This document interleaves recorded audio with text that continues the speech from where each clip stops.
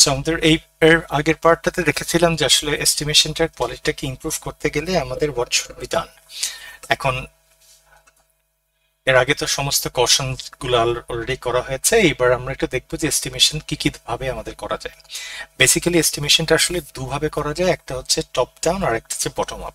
যেটা আমরা অনেক আগে ম্যানেজমেন্টে পড়েছি যে ডিসিশনটা আসে টপ ডাউন, মানে হচ্ছে উপর লেভেল থেকে। ওই যে শেখ হাসিনা আগে যখন ছিলেন উনি বলেছিলেন যে দুর্নীতিমুক্ত বাংলাদেশ হওয়া চাই, টপ লেভেল ম্যানেজমেন্ট বলে দিয়েছেন, বলে দিয়ে তার সিদ্ধান্ত নিচের লেভেলের সবাই এক্সিকিউট করার চেষ্টা করেছে। আরেকটা এটা হচ্ছে বটম আপ, তার মানে একেবারে লোয়ার লেভেল থেকে সবার সিদ্ধান্তটা নিয়ে নিয়ে নিয়ে উপরে উপরে উঠার কথা বলছেন, যেটা অনেক ক্ষেত্রে আপনার প্রচুর এফোর্ট লাগে, সময় লাগে, বাট মোস্ট অ্যাকুরেট হয়ে থাকে। সো আমরা আমাদের যদি এই এস্টিমেশনের ক্ষেত্রে এটাকে রিলেট করার চেষ্টা করি, টপ ডাউনটা মানে হচ্ছে উপর থেকে চোখের দেখা দেখে দেখে, ওই যে বার্ডস আই ভিউ হয়ে আপনার চোখের দেখা দেখে এক্সপিরিয়েন্সটাকে ইউজ করে, জাজমেন্টটাকে ইউজ করে আপনি কতটুক সময় লাগতে পারে, কতটুক খরচ হতে পারে সেই জিনিসটাকে রেফার করা। আর বটম ডাউন মানে হচ্ছে একেবারে বিল্ডিং এর নিচে, একেবারে একেবারে নিচে দাঁড়িয়ে থেকে আপনি আপনি ধরেন ফর এন এক্সাম্পল, আপনি বিল্ডিংটা হচ্ছে 10 তলা, আপনি একেবারে গ্রাউন্ড লেভেলে আরো 6 তলা নিচে দাঁড়িয়ে আছেন, দাঁড়িয়ে থেকে নিচে প্রতিটা তালা কাউন্ট করছেন, করে করে হচ্ছে এটা 1 তলা, এখানে এই দিয়েছেন, ওটা 2 তলা, এই দিয়েছেন, প্রতি জিনিসগুলোকে কাউন্ট করে করে করে করে উপরে উঠছেন। সেটা হচ্ছে বটম আপ অ্যাপ্রোচ। তার মানে বটম আপ অ্যাপ্রোচে কনসিডারেশনটা অনেক বেশি হয়, বটম আপ অ্যাপ্রোচে আরো রিয়েলিস্টিক হয়, যেটার মধ্যে অ্যাকুরেসি লেভেলটা অনেক বেশি আপনার এর আর হয়ে থাকে। তো আমাদের এই দুটোই অ্যাপ্রোচ আছে, তার আন্ডারে আমরা দেখব এই যে এখানে আমাদের কিছু ডেফিনেশনস আছে যেটাকে স্কিপ করে যাব। Estimation high level without detail breakdowns senior level ম্যানেজমেন্টরাই করে থাকে, এবং এইটার মধ্যে থেকে 3টা উপায় আছেন, কনসেনসাস, এবং সেকেন্ডে হচ্ছে রেশিও মেথড যেটা ঐকিক নিয়ম। আর রেশিও মেথডেরটার তারপরই আরেকটু ওইটাকে এক্সটেনশন বা আরেকটু মডিফাই করে আরেকটু ভালোভাবে করার চেষ্টা করা হয়েছে, সেটা হচ্ছে অ্যাপ্রোর্শন মেথড বা অ্যাপ্রোপ্রিয়েট পোর্শন মেথডটাকেও বলা হয়। এই 3টা ওয়েটাকে আছে, আমরা 3টাকে দেখার চেষ্টা বেসিক্যালি করব। কনসেনসাস, যদিও এইটারটা আরেকটু আপনারা ইন ডিটেলস পড়েছিলেন ডেলফি, ওটাকে আমরা যদি একটু স্কিপ করে চলে যাই, কনসেনসাস মানে হচ্ছে ঐক্যমত।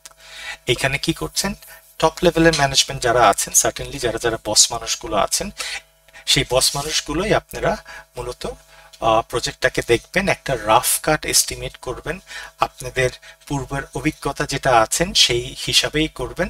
তার আগে একটা জিনিস একটু বলতে একটু ভুলে গিয়েছি যে এই টপ ডাউনটাকে আসলে আমরা কখন ব্যবহার করি, যে ইনিশিয়ালি প্রজেক্টটা হাতে পেয়েছেন বা আপনার কাছে প্রপোজালটা এসেছে, আপনি তখন চোখের দেখাতেই যেই একটা রাফ কাট এস্টিমেট করতে চাইলে তখন this is a very good option. এখন আমরা যদি পূর্বে এরকম প্রজেক্ট না করে থাকি তখন আমাদের বসতে হয়, আচ্ছা আসলে এইটা করতে আমার কিরকম সময় লাগবে, এক্সপার্ট গুলাকে ডাকেন, তখন হয়। প্রজেক্ট যদি আবার খুব ছোট হয়ে থাকে সেটার জন্য এত নিটিগ্রিটি পার্ট আসলে যাওয়ার দরকার নেই, তখন আমরা এইটাকেও করে থাকি। এখন বটম আপ অ্যাপ্রোচটাকেও আমরা একটু পরবর্তীতে দেখব, বাট এখন আমরা টপ ডাউনটাকেই আসলে দেখার বেসিক্যালি চেষ্টা করি। আমাদের এখানে কনসেনসাস মেথড হচ্ছে, এখানে ঐক্যমতের কথা বলা হয়েছে। এখানে একটা পুল, মানে একটা দেখবেন সবাই ঘিরে বসে আছে, তার মানে একটা প্যানেল বা পুল তৈরি করা হয়েছে। পুলের মধ্যে থেকে বেশ কিছু এক্সপার্ট গুলোকে টপ লেভেলের বিভিন্ন ডিপার্টমেন্ট থেকে আপনারা নিয়েছেন, হতে পারে বাইরের থেকেও নিয়েছেন, তাদেরকে নিয়ে তারা সবাই পূর্বের অভিজ্ঞতার আলোকে তারা এই প্রজেক্টটা যেটা আপনার বর্তমানে আপনার হাতে আছে সেই সম্পর্কে তাদেরকে মতামত দিবেন, যেমন কি ধরনের খরচ হতে পারে, কি ধরনের সময় লাগতে পারে, এবং সেই ক্ষেত্রে একজন প্রপোজ করবেন, আরেকজন সেখানে সাথে টানা হেচড়া করবেন, আর্গু করবেন, করে ফাইনালি একটা পয়েন্টে বা একটা লেভেলে তখন আপনারা সেই জায়গাতে এগ্রি করবেন। সো এইটার ক্ষেত্রেই হচ্ছে ডেলফি মেথডের কথা বলা হয়। র্যান্ড কর্পোরেশন তারা এটাকে শুরু করেছিল 1969-এ if I am not wrong, এবং সেটার এখন আপনারা যদি সাপ্লাই চেইনে ফোরকাস্টিং এ বলেন সেখানেও ব্যবহার করা হয়। এনি সর্ট অফ ফোরকাস্টিং এ আপনি ডেলফি মেথডটাকে আপনাকে করা হয়, যেখানে বিভিন্ন ধাপে ধাপে আপনার যে মতামতটাকে আছেন সেই মতামতটাকে আপনি প্রকাশ করেন এবং অন্যান্যরাও তাদের মতামতটা প্রকাশ করে তারপরে করেন। আমরা ক্লাসে ইন ডিটেলস করেছিলাম, এই ক্ষেত্রে আমরা ওই ইন ডিটেলসটাকে স্কিপ করে যাচ্ছি। এইটার পরবর্তী তার মানে কনসেনসাস মানে হচ্ছে ঐক্যমত, যেখানে বিভিন্ন এক্সপার্ট মানুষগুলোকে you have called in so, এবং তার সামনে এই প্রজেক্টের ডিটেলসটা দেওয়া থাকে এবং তারা তাদের পার্সপেক্টিভটাকে তারা প্রেজেন্ট করেন, করার পর সেখানে একটা ঐক্যমত হয়, ভোটিং টাইপের হয়, কথাবার্তা হয়, হওয়ার পর সবাই এগ্রি করে যেই টাইম এবং কস্টটাকে ফাইনালাইজ করেন সেটাকেই এই প্রজেক্টের জন্য সুনির্দিষ্ট হিসাবে ধরা হয়। এখন এটাকে যেহেতু আমরা সবাই মিলে ঐক্যমত হিসাবে করছি, যে যার মতো গেস করে বলছে, এটাকে গেস এস্টিমেটও আসলে বলা হয়ে থাকে। পরবর্তীটাতে যাই, যেটা হচ্ছে রেশিও মেথড। এইখানের মধ্যে থেকেও এখানে বেশ কিছু ছবি দেওয়া আছে, সেটা আসলে আমাদের হেল্প করবে বুঝতে। এটা হচ্ছে আমার যদি পাস্ট ডাটাটা আমার জন্য, পাস্ট ডাটা মানে প্রিভিয়াসলি কোনো প্রজেক্ট করা থাকলে সেটা আমার জন্য খুবই ভালো হয়। এই জায়গাতে কি করছি যে আমার জন্য তো একটা বিল্ডিং এর রিকোয়ারমেন্ট দেওয়া আছে, কয়তলা করতে হবে বা একটা ফ্যাক্টরি তৈরি করতে হবে, কত হাজার স্কোয়ার ফিট, হ্যান ত্যান সবটা পাচ্ছেন প্রিভিয়াসলি। এখন প্রশ্ন হচ্ছে আমি পাস্ট ডাটাটা কোথায় পাবো? আপনার একটু এইখানে আছে, দাঁড়ান, হ্যাঁ এখানে আছে, এই জায়গাতে আমি এইটা একটু দেখাই।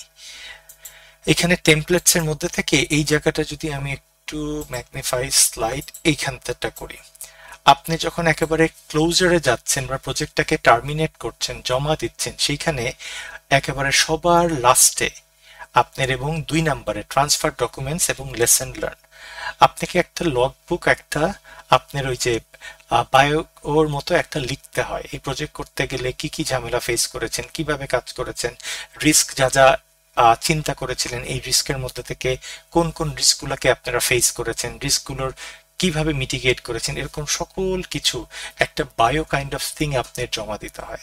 কার কাছে জমা দিবেন? জমাটা দিবেন হচ্ছে আপনার প্রজেক্ট ম্যানেজমেন্ট যে অফিসটা থাকে, পিএমও অথবা অনেকে পিও ডাকে, এবং সেই এই অফিসের আপনি সেখানে জমা দিয়ে দিবেন।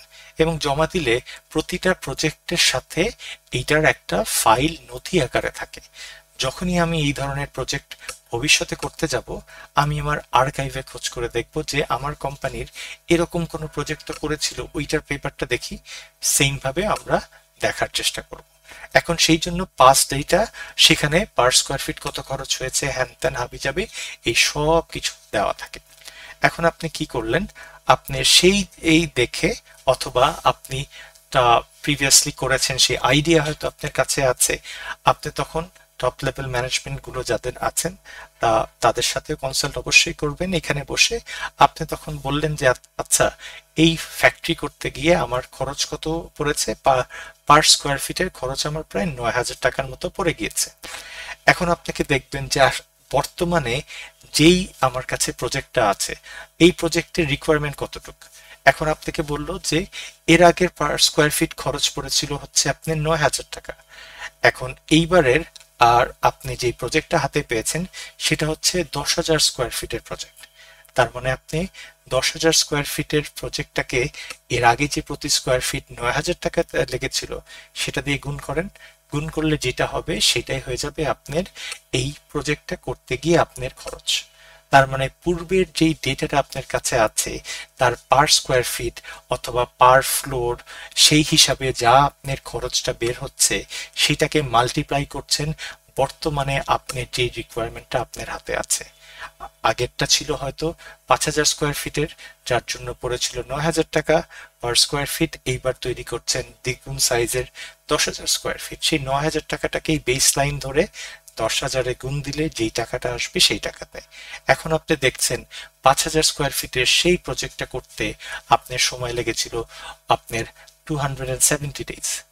এখন তো এইটার রিকোয়ারমেন্ট কি, ওইটার ডবল, তার মানে 270 টাইমস 2, আপনার 540 ডেজের মতো আপনার সময় লাগবে। তার মানে এটা হচ্ছে ওই যে ছোটবেলার ঐকিক নিয়ম করেছিলেন, 3 জন মিলে একটা ধান ক্ষেত কাটতে 5 দিন সময় লাগলে 6 জনকে নিয়ে ওই ধান ক্ষেত কাটতে কত সময় লাগবে, তার মানে half of the time. Same ভাবেও আপনার একই ধরনের রিকোয়ারমেন্টের আপনার 5,000 স্কোয়ার ফিটের সেই ফ্যাক্টরি বানাতে আপনার প্রতি স্কোয়ার ফিট 9,000 টাকা পড়েছে। এখন আপনি 10,000 স্কোয়ার ফিটের করতে গেলে কি পরিমাণ টাকা লাগবে সেটা 9,000 স্কোয়ার ফিটের 5,000 স্কোয়ার ফিটের সেই ফ্যাক্টরি করতে আপনি 270 দিন লেগেছে।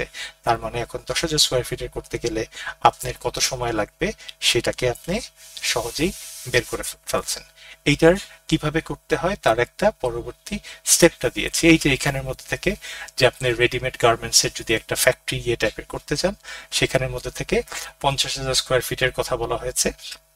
আপনি চাচ্ছেন প্রিভিয়াস থেকে দেখা গিয়েছে যে আপনার এই ডলার দেওয়া হয়েছে, সেই ডলার অনুযায়ী পার স্কোয়ার ফিটের পড়েছে। তাহলে এখন বানাতে কত খরচ পড়বে? এখন বানাতে খরচ পড়বে আপনার সেই যা আসে 4 মিলিয়ন।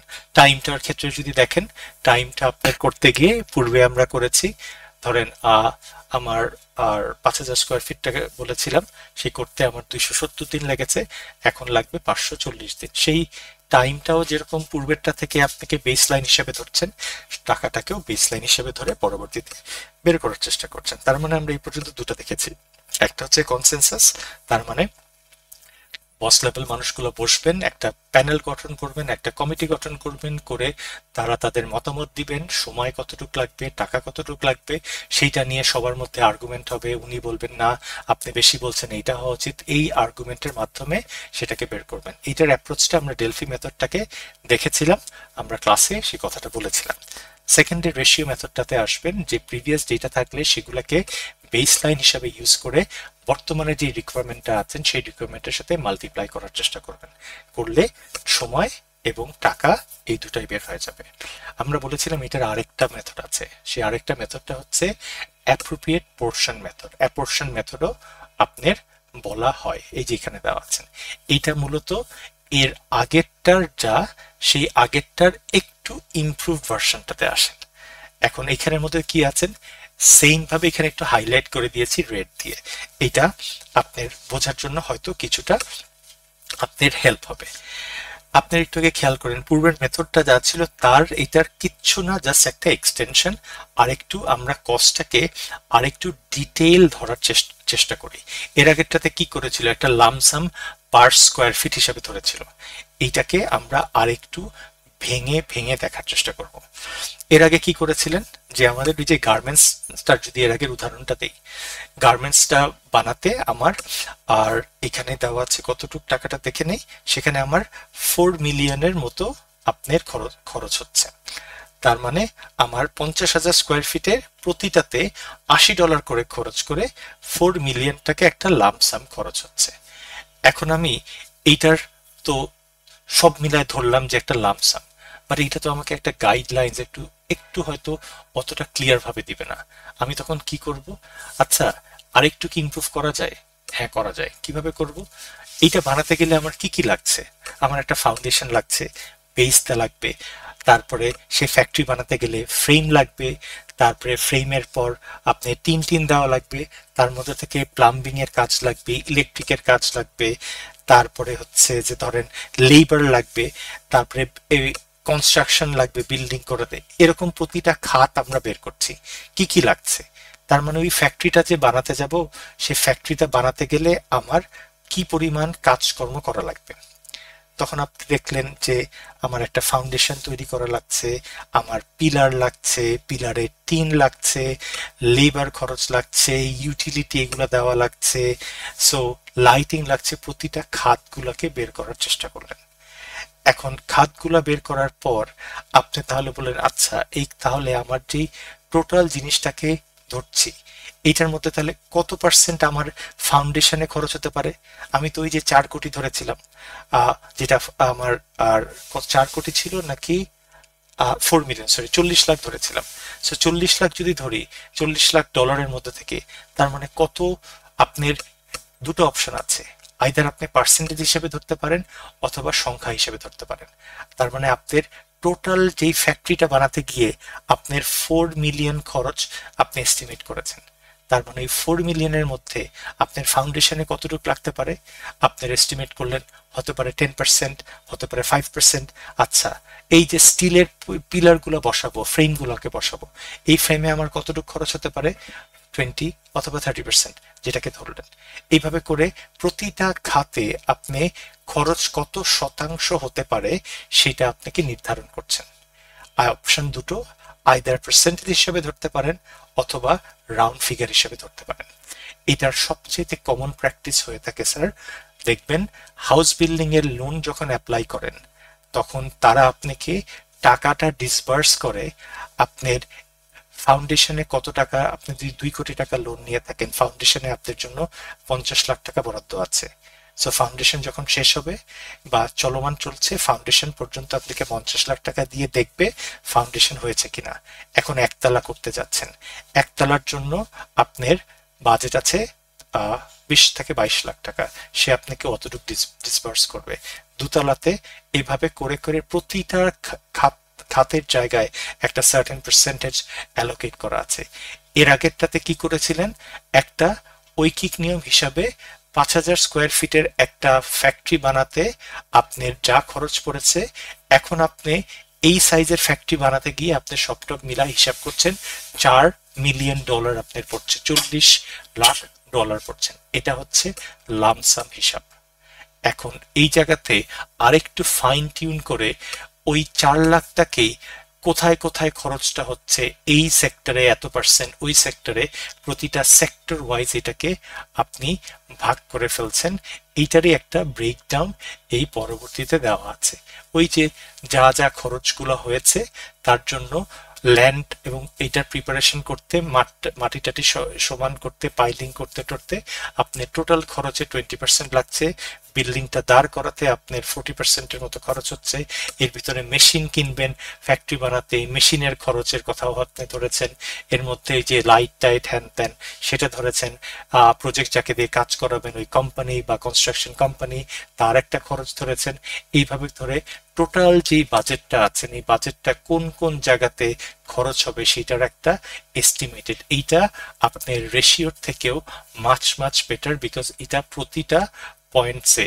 জাস্ট আপনাকে যদি এটার আরেকটা হিসাব বলি, আপনার কাছে যে ইন্টার্নশিপ রিপোর্ট করেছেন সেখানে যদি বলা হয় যে এটা 40 পৃষ্ঠার হবে, আপনি তো কনফিউজড হয়ে যাবেন। আচ্ছা 40 পৃষ্ঠা তো হবে, চ্যাপ্টার 1-এ ইন্ট্রোডাকশনে কত হবে? আপনি বলতে পারেন যে আপনার ওয়ার্ড দিয়ে বলতে পারেন, অথবা বলতে পারেন it should be your 10 to 15%-এর মতো হবে। লিটারেচার রিভিউতে অ্যানাদার 25%-এর মতো হবে। রিসার্চ মেথোডোলজিতে সেটা হচ্ছে পারে 10%, but research findings and discussion এটাতে 45%-এর মতো হবে। আর conclusion, that's going to be another 5 to 10%। প্রতিটা সুনির্দিষ্ট করে ওয়ার্ড হিসাবে অথবা পার্সেন্টেজ হিসাবে আপনি বলে দিচ্ছেন। এটাই হচ্ছে আমাদের এই তিনটা অ্যাপ্রোচটাকে রাখছি। এইটাকে আমিও এখানে স্টপ করছি, কারণ প্রতিটা আলাদা আলাদা ভাগ করে করে দেওয়ার চেষ্টা করছি।